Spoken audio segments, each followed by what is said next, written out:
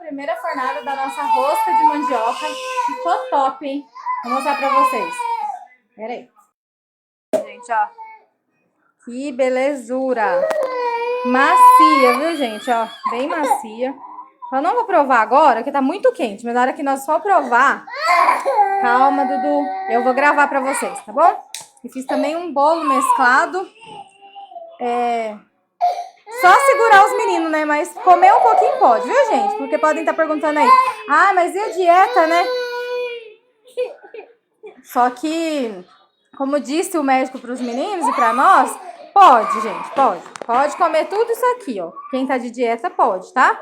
O que não pode é comer a forma toda, metade da forma sozinho, metade de um bolo, mas pode comer, tá? Por exemplo, um desse aqui pode provar. É o que eu vou fazer com os meninos, né?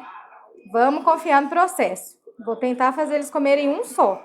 No máximo, 1,5. Porque eles insistem, viu, em comer mais, sempre. Mas a gente vai segurar. Porque tá dando certo a dieta, graças a Deus.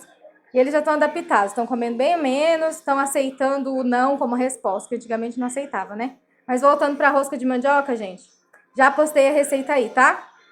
Deixa o coraçãozinho, comenta aí nosso vídeo, compartilha nosso vídeo e também nos segue aí, tá? Se você ainda não nos segue, segue a gente aí para mais vídeos, para mais receitas maravilhosas como esta. Beijo!